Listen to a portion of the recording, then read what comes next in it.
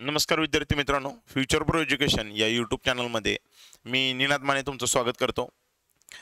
बघा, आजचा आपला जो विषय आहे किंवा आजचा जो आपला टॉपिक आहे तो आहे पाई चार्ट. पाई चार्टवरचे क्वेश्चन म्हणजे डेटा इंटरप्रिटेशन. एक्झामला IBPS ज्या एक्झाम घेतं त्या एक्झाममध्ये ज्यावेळी क्वेश्चन DI किंवा डेटा इंटरप्रिटेशनवरती विचारले जातात त्यावेळी ते क्वेश्चन नंबर ऑफ क्वेश्चन्स 5 असतात. एका DI वरती 5 क्वेश्चन असतात आणि त्याच्यामुळं हा टॉपिक इम्पॉर्टंट बनतो. आता जर का आपला 40 मार्कला आपल्याला जर का मॅथ्स येत असेल तर त्यामध्ये तुम्हाला 8-10 मार्कचे क्वेश्चन तरी DIचे बघायला मिळतील. म्हणजे DI डेटा इंटरप्रिटेशन ज्याला आपण थोडक्यात DI म्हणतो, हे जर का व्यवस्थित आपण अभ्यासलं तर 100% या टॉपिकच्या अभ्यासाचा तुम्हाला परीक्षेमध्ये फायदा झाल्याशिवाय राहणार नाही. त्या पद्धतीनं आज आपण सुरू करतोय पाई चार्ट. जर आमचे व्हिडिओ तुम्हाला आवडत असतील तर प्लीज लाईक, शेअर, सबस्क्राईब करा, शेअर करा तुमच्या मित्रांच्यापर्यंत, जेणेकरून हा व्हिडिओ जास्तीत जास्त लोकांच्यापर्यंत पोहोचला पाहिजे. टेटचं नोटिफिकेशन आलेलं आहे, आनंदाची बातमी आहे. ठीक आहे, आपण त्या दृष्टीनं आपले आधीचे व्हिडिओ आहेत सगळे जवळजवळ टॉपिक आपण कव्हर केलेले आहेत. ठीक आहे, काही थोडेफार टॉपिक उरलेले आहेत, ते टॉपिक आज आपण म्हणजे इथून पुढे आपण बघूयात. ठीक आहे, आज त्याची सुरुवात करूया आपण. काय पाई चार्ट. पाई चार्टमध्ये कसे क्वेश्चन येतात ते बघूया. ठीक आहे, त्याच्या आधी थोडंसं बेसिक माहिती असणं गरजेचं आहे. थोडंसं बेसिक माहिती असणं. क्वेश्चन कसे विचारले जातात तर 5 क्वेश्चन जे येतात, ठीक आहे, 5 क्वेश्चन जे विचारले जातात त्या 5 क्वेश्चन मध्ये एक क्वेश्चन तुम्हाला 5 प्रश्न जे विचारले जातात त्या 5 प्रश्नावरती एक क्वेश्चन रेशोवरचा असतो किंवा गुणोत्तरवरचा असतो, गुणोत्तरवरचा एक असतो. दुसरा क्वेश्चन कदाचित म्हणजे पहिला दुसरा असं काय नाही, गुणोत्तराचा एक क्वेश्चन असतो. ठीक आहे, सरासरीवरचा एक प्रश्न असतो, सरासरीवरचा एक प्रश्न असतो. साधी बेरीज वजाबाकी जी असते, बेरीज वजाबाकीवरती, ठीक आहे, बेरीज वजाबाकीवरती एक क्वेश्चन असतो. त्याच्यानंतर शेकडेवारी याच्यावरती 2 ते 3 क्वेश्चन असतात. म्हणजे असे 5 प्रश्न तुम्हाला याच्यावरती विचारले जाऊ शकतात. कळतंय का? 5 प्रश्न जे विचारले जातात, एक क्वेश्चन गुणोत्तरावरती, एक सरासरीवरती. हे बघा, हा कुठलाही फिक्स पॅटर्न नाही, एक जनरलायझेशन होतं. लक्षात घ्या, एक जनरलायझेशन होतं की गुणोत्तरवरचा प्रश्न एखादा विचारला जातो, एखादा सरासरीवरचा प्रश्न विचारला जातो, एखादा बेरीज वजाबाकीवरचा प्रश्न विचारला जातो आणि 2 ते 3 प्रश्न शेकडेवारीवरचे विचारले जातात. आता त्याच्यामध्ये तुम्हाला हे सगळं मी शिकवलेलं आहे. असं नाही की बरं आपलं गुणोत्तर झालेलं आहे, सरासरी झालेलं आहे, बेरीज वजाबाकी झालेलं आहे, शेकडेवारी झालेलं आहे. तुम्ही बघितले नसतील तर ते व्हिडिओ जाऊन बघा, 100% तुम्हाला त्या गोष्टींचा फायदा होईल. ओके, आता आपण पुढे बघूया. तरीही एक रिव्हिजन म्हणून आपण काय करूया, एक रिव्हिजन म्हणून शेकडेवारीवरचे प्रश्न कसे विचारले जातात ते एकदा बघूया. ठीक आहे, ते एकदा बघूया. शेकडेवारीवरचे प्रश्न कसे विचारले जातात. एक्स हा वायच्या, कुणाच्या, वायच्या किती टक्के आहे, किती टक्के आहे. आता कुणाच्या रे, वायच्या. एक्स हा, हे बघा, एक्स हा वायच्या किती टक्के आहे. सिंपल असं आहे, सिंपल. एक्स हा वायच्या किती टक्के आहे. चा म्हणजे काय रे, चा ची चे किंवा चा म्हणजे ऑफ, ऑफ म्हणजे हे बघा 4/2 4 तो 8. कळलं का? मग मला एका प्रश्नाचं उत्तर द्या की तुम्हाला जर का क्वेश्चन मार्कचा आन्सर काढायचा आहे तर काय, एक्स बरोबर वाय गुणुले क्वेश्चन मार्क गुणुले आणि हे टक्के म्हणजे किती रे, 1/100. याला इकडे घेऊन या. एक्स भागिले वाय हे भागाकाराला आहे, हे गुणाकाराला येणार, is equal to question mark. Simple logic आहे. मग आता तुम्हाला बाकीचं काहीही लक्षात ठेवण्याची गरज नाही. तुम्हाला फक्त एवढं लक्षात राहिलं की एक्स हा वायच्या किती टक्के आहे, एक्स हा वायच्या किती टक्के आहे. तर एक्स हा वायच्या किती टक्के आहे तर एक्स भागिले वाय गुणिले 100 एवढ्या टक्के आहे. म्हणजे कुणाच्या वायच्या ज्याच्या बरोबर तुम्ही कम्पेअर करताय त्याला ठेवायचं डिनॉमिनेटरला, ज्याला कम्पेअर करता त्याला ठेवायचं न्यूमरेटरला इंटू 100 आणि तुम्हाला पर्सेंटेजमध्ये विचारलंय म्हणजे हे उत्तर पर्सेंटेजमध्ये तुम्हाला द्यायचं आहे. एक्झाम्पल 40 हे 100च्या किती टक्के आहे. आता तुम्हाला तर माहितीच आहे 40 हे 100च्या 40% असणार आहे. उत्तर येत आहे का बघूया. 40 हे 100च्या किती टक्के आहे, किती टक्के आहे, ठीक आहे, किती टक्के आहे. 40 भागिले 100, ठीक आहे, 40 भागिले 100 गुणुले 100%, 100ला 100 गेले, आलं का 40% उत्तर. कळलं का मी काय म्हणतोय, कळलं का. किंवा दुसरा प्रश्न बघूया. हा ठीक आहे, 25 हे 200च्या किती टक्के आहे. 25 हे 200च्या किती टक्के आहे. 25 भागिले 200 गुणुले 100, शून्याला शून्य गेले, बे के बे, बे की दोन्ही 4, बे के बे, बे दोन्ही 4, बे पंचे 10, किती आले 12.5%, 12.5%. आलं का लक्षात. अशा पद्धतीनं हा प्रश्न आहे. दुसरा प्रश्न कसा विचारला जातो, एक्स हा वायच्या किती टक्के कमी किंवा जास्त आहे. तर सिंपल लॉजिक लक्षात घ्या, हे आपण बोलणं झालेलं आहे शेकडेवारी. तुम्हाला जर का हे आता लक्षात नाही आलं तर हा व्हिडिओ इथंच पॉज करा आणि जाऊन शेकडेवारी हा व्हिडिओ बघा. पर्सेंटेज हा व्हिडिओ जाऊन बघा. पर्सेंटेज व्हिडिओमध्ये मी पूर्णपणे एक्सप्लेन केलेलं आहे. ठीक आहे, चला. एक्स हा वायच्या किती टक्के आहे. जर कमी टक्के तुम्हाला काढायचे असतील, कमी टक्के काढायचे असतील तर काय रे, जास्त वजा कमी भागिले जास्त गुणुले 100%. आणि जर का तुम्हाला जास्त टक्के काढायचे असतील, जास्त टक्के काढायचे असतील तर जास्त वजा कमी भागिले कमी गुणुले 100%. अशा पद्धतीचं आहे. ठीक आहे, अशा पद्धतीचं आहे. हे जस्ट रिव्हिजन आहे म्हणून थोडंसं फास्ट घेतोय मी, थोडंसं फास्ट घेतोय. लक्षात रिव्हिजन आहे म्हणून, ॲक्च्युली शिकवताना नाही एवढा फास्ट नाही. लक्षात आलं. तुम्हाला हे रिव्हिजन म्हणून घेतोय कारण याच्या आधी हे शिकवलं गेलेलं आहे आणि हे मी शिकवलेलं आहे. जाऊन ते व्हिडिओ नक्की बघा. ठीक आहे, चला आता बघूया पहिला जो पाय चार्ट आहे तो बघूया. पहिला पाय चार्ट बघूया. काय सांगतो पहिला पाय चार्ट. खाली दिलेल्या वर्तुळाकृतीमध्ये 2016 या वर्षातील कुटुंबातील 4 कमावत्या सदस्यांचे उत्पन्नाचे वाटप एकूण कौटुंबिक उत्पन्नाच्या आधारावर दर्शवले आहे. माहिती काळजीपूर्वक वाचा, प्रश्नांची उत्तरे द्या.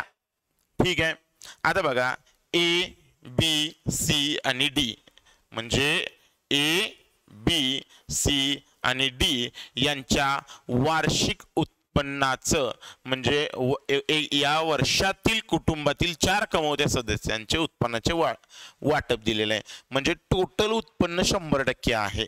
टोटल उत्पन्न 100% आहे, त्याला मी 100x मानतो.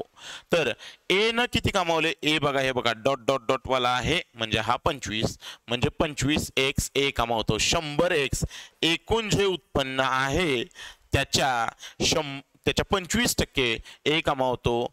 बी 35% कमावतो म्हणजे 35x आले. सी 30x कमावतो आणि हा शेवटचा जो डी आहे तो 10x कमावतो.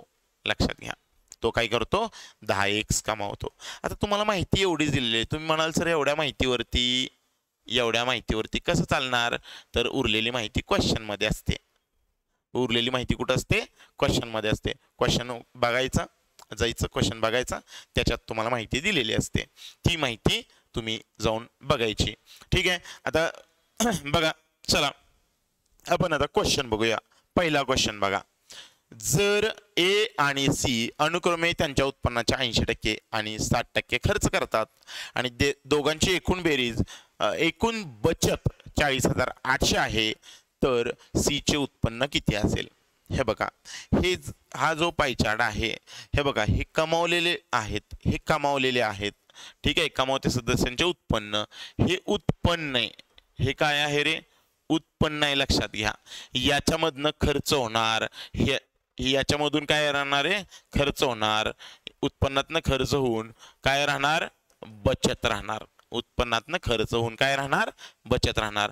मग खर्च तुम्हाला कळला तर तुम्हाला बचत कळेल, खर्च तुम्हाला कळला तर तुम्हाला बचत कळेल आणि मग तुम्हाला बाकीच्या गोष्टी बघता येतील।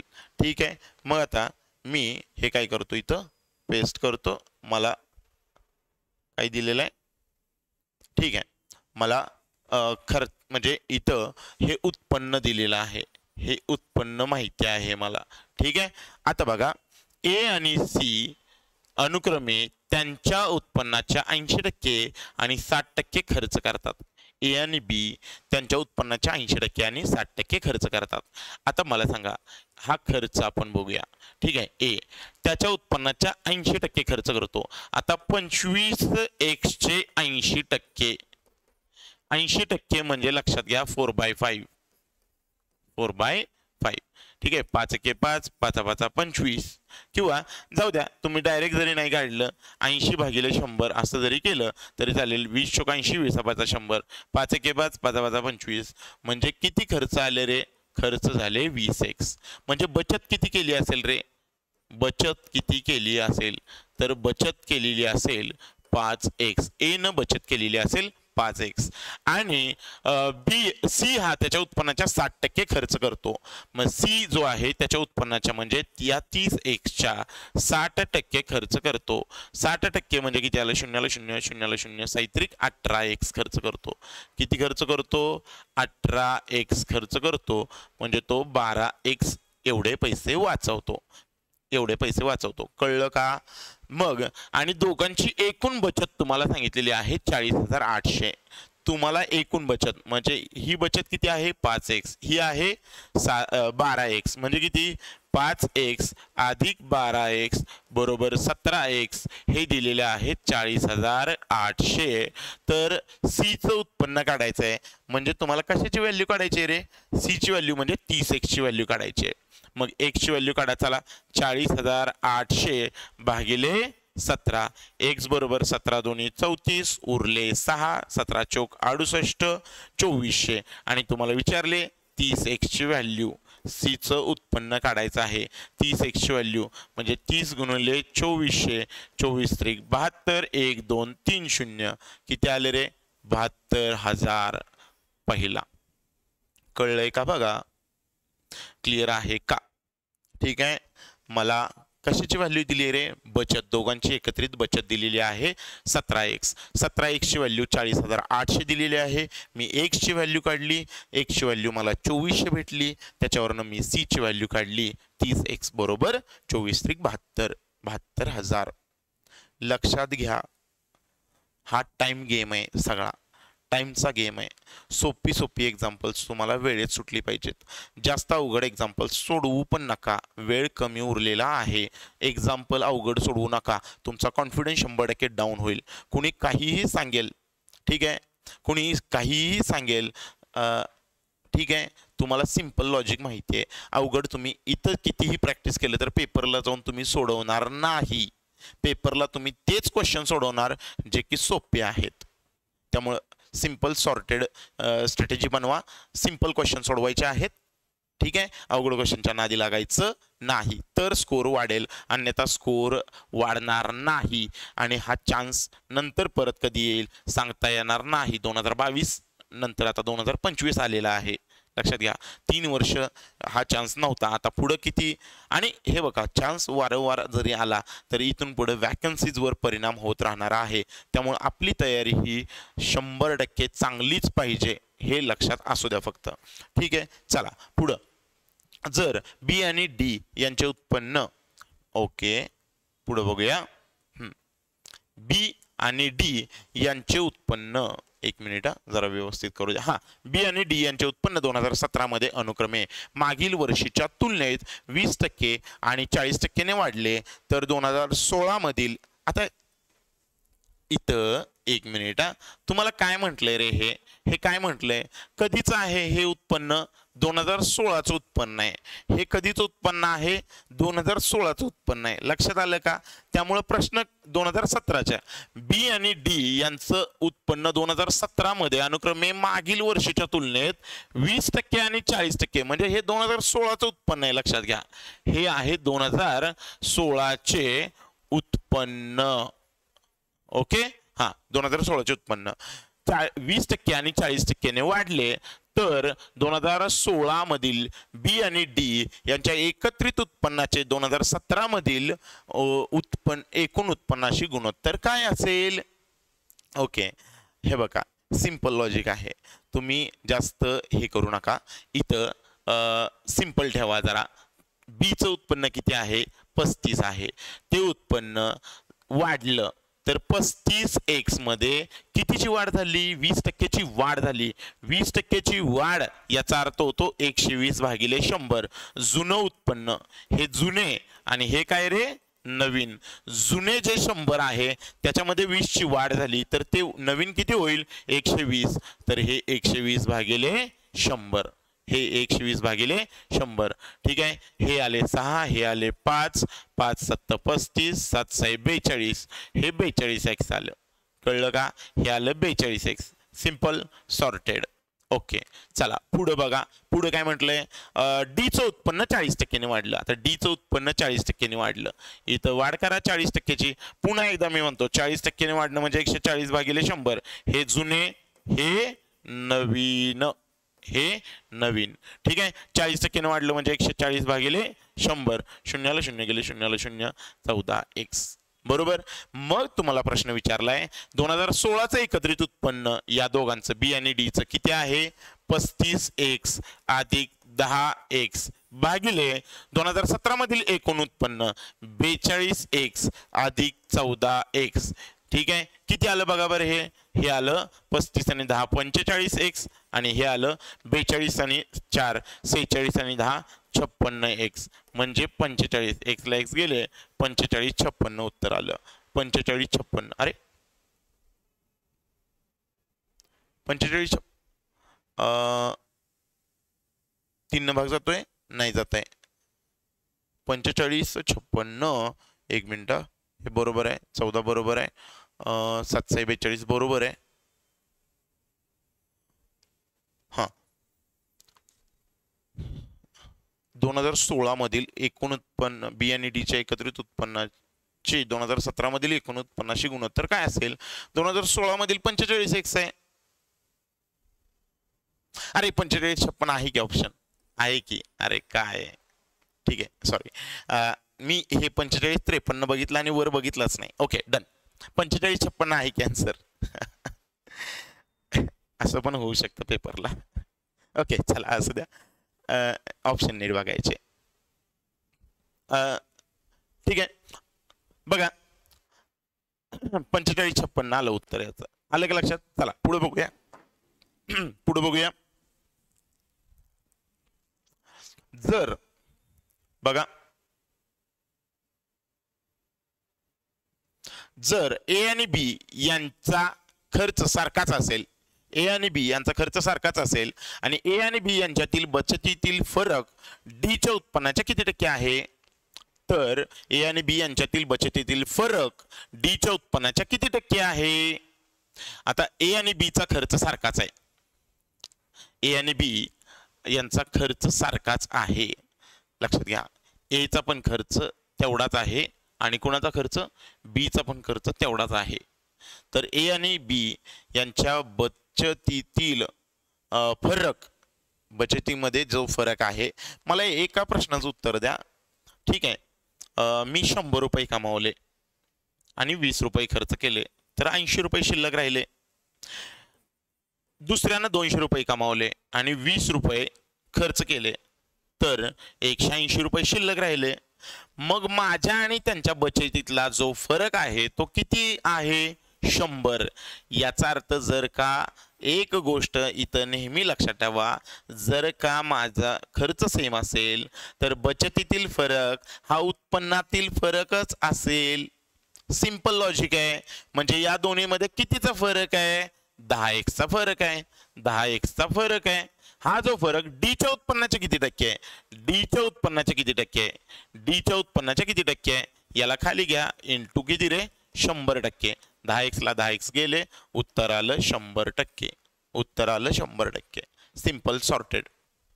आलं का लक्षात? बघा फक्त मी काय म्हणतोय, जर आमची दोघांची जर का दोघांचा खर्च सेम असेल तर बचतीतला जो फरक आहे तो उत्पन्नातला फरक असणार आहे. हे उत्पन्न आहे, हा खर्च आहे आणि ही बचत आहे. ठीक आहे. मग आमच्या दोघांचा पण खर्च 20-20 आहे. 100 आणि 200 माझं उत्पन्न आहे, माझं आणि अजून कोणाचं. तर 100 मधून 20 गेले 80 राहिले, 100 मधून 20 गेले 180 राहिले. बचतीमधला जो फरक आहे तो आहे 100, उत्पन्नातला फरक किती आहे 100. याचा अर्थ जर का खर्च सेम असेल तर बचतीतला जो फरक आहे तो उत्पन्नातला फरक असणार आहे. म्हणजे मी डायरेक्ट कशाला मला खर्च दिला नाही, ठीक आहे, मला खर्च दिला नाही मी कसं काढू असं वगैरे नाहीये. लक्षात आलं तुम्हाला? इथं या दोन्हीमधला जो फरक आहे, या दोन्हीमधला जो फरक आहे हाच फरक काउंट करायचा आहे. तो डीच्या उत्पन्नाच्या, पहिलंच मी सांगितलं ए हे बीच्या किती टक्के आहे, तर काय करतो आपण A/B इंटू 100% या पद्धतीने करतो. मग या दोन्हीतला जो फरक आहे तो किती आला 10x आणि डी किती आहे 10x. फरक हा डीच्या किती टक्के विचारले, 10x भागिले 10x गुणिले 100%. म्हणजे 10x ला 10x गेले 100% उरले. कळलं का? चला पुढे बघा. 1 मिनिट, याचा स्क्रीनशॉट घ्यायचा असेल तर घेऊ शकता पाहिजे तर. ओके चला पुढे बघा.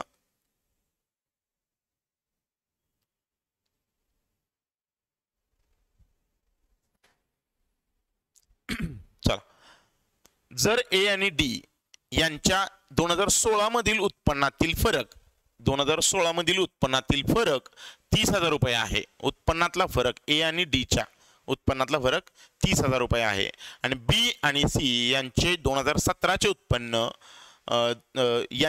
2017 मध्ये 2016च्या तुलनेत अनुक्रमे 40% आणि 20% ने वाढले असेल तर 2017 मध्ये बी आणि सी यांच्या उत्पन्नातील फरक किती असेल. तुम्हाला प्रश्न जरी मोठा वाटत असला तरी अजिबात टेन्शन घ्यायचं नाही, नीट वाचायचा, शांत डोकं ठेवायचं. काय सांगितलंय, ए आणि डी यांच्या 2016 मधील उत्पन्नातला फरक. आता मला सांगा ए चं उत्पन्न किती आहे 25x, डी चं उत्पन्न किती आहे 10x. यांच्यामधला फरक किती आला 25x वजा 10x किती आला रे 15x. आणि या 15x ची व्हॅल्यू तुम्हाला 30,000 दिली आहे. म्हणजे सॉर्टेड आहे की बाबा मला कशाची व्हॅल्यू मिळाली 15x ची व्हॅल्यू मिळाली. याच पद्धतीने मला x ची व्हॅल्यू मिळाली, x ची व्हॅल्यू मला मिळाली, संपलं. x ची व्हॅल्यू मला 2,000 मिळाली. आता मला काय विचारले, x ची व्हॅल्यू तर माझ्याकडे आहे, मला काय विचारले हे फक्त जाणून घ्या. बी आणि सी यांचे उत्पन्न 2017 मध्ये 16च्या तुलनेत 40% आणि 20% ने वाढले असेल तर 2017 मध्ये बी आणि सी यांच्या उत्पन्नातील फरक किती असेल. 2017 मधलं उत्पन्न काढूया. बरं, बीचं उत्पन्न 2017 मध्ये कितीने वाढलं, बीचं उत्पन्न 2017 मध्ये 40% ने वाढलं. म्हणजे 35x मध्ये कितीची वाढ करा 40 ची वाढ करा, 40 ची वाढ करा. बरोबर. हा, हे आले 5, हे आले 7, 7 5 1 5, 5 7 35, म्हणजे हे आलं 49x. म्हणजे हे आलं, हे 2017 मधला, हे 2017 मधलं उत्पन्न आलं, हे 2017 मधलं उत्पन्न आलं. ओके. आणि सी इथं बघा, सीचं जे उत्पन्न आहे ते 20% ने वाढलं. आता 30x च्या 20% वाढ म्हणजे काय रे 120 भागिले 100. शून्याला शून्य गेले, शून्याला शून्य गेले, 12×36. आता या दोघांमधला फरक किती आहे जरा चेक करता का. 9 आणि 6 मध्ये 3चा फरक आहे, 4 आणि 1 मध्ये 4 आणि 3 मध्ये 1चा फरक आहे. तुम्हाला कशाची व्हॅल्यू दिली आहे, तुम्हाला x ची व्हॅल्यू दिली आहे आणि तुम्हाला काढायची 13x ची व्हॅल्यू. 13x बरोबर किती रे 13 दोन्ही 26,000. 13 दोन्ही 26,000 कुठं आहे ऑप्शन बी. ऑप्शन बी. समजलंय का बघा एकदा. समजलं आहे का एकदा सांगा, कमेंट करा. जर व्हिडिओ आवडत असतील तर लाईक करा, शेअर करा, कमेंट करा खाली. ठीक आहे, कमेंट करा. ओके, चला पुढं बघा. पुढचा प्रश्न, शेवटचा प्रश्न याच्यातला. ठीक आहे, काय म्हटलंय बघा, ए आणि डी यांच्या एकत्रित उत्पन्नासाठी केंद्रीय कोन किती अंशाचा असेल? ए आणि डी यांचं एकत्रित उत्पन्न आहे 35x. कुणाच्या रिस्पेक्टिव्ह? 100x respective. आता तुम्ही म्हणाल की हा प्रश्न तुमच्या मनात डोकावून गेला असेल, सर त्यांनी टक्केवारी दिलंय, तुम्ही एक्स मध्ये का घेतलं? मला टक्केवारी जरी आलं तर एक्स मध्ये घ्यायला बरं वाटतं. का तर कॅल्क्युलेशन मध्ये अजिबात मिस्टेक होत नाही, कॅल्क्युलेशन इझी जातं, म्हणून टक्केवारीला मी कधीही 100 मध्ये कन्वर्ट करतो, एक्स मध्ये कन्वर्ट करतो. ठीक आहे, इझी जातं समजायला पण.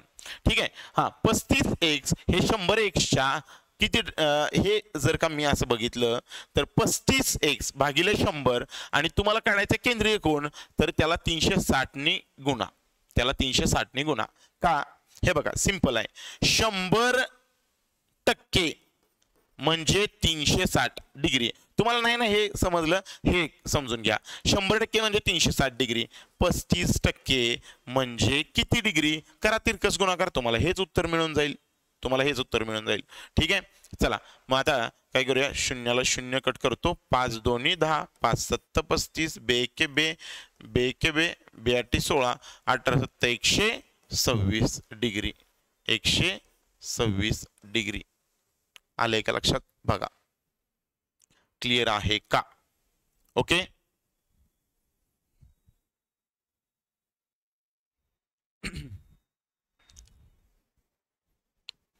बघा अशाच प्रकारचे लेक्चर्स आपण घेणार आहोत. ठीक आहे, आजचा हा DI तुम्हाला लक्षात आलाय का? बघा, ठीक आहे, जर समजला असेल तर प्लीज हा व्हिडिओ जास्तीत जास्त लोकांच्यापर्यंत पोहोचवा. अभ्यासाला लागा, टाइमपास अजिबात करू नका. ठीक आहे, भेटू नेक्स्ट लेक्चरमध्ये, तोपर्यंत थँक्यू.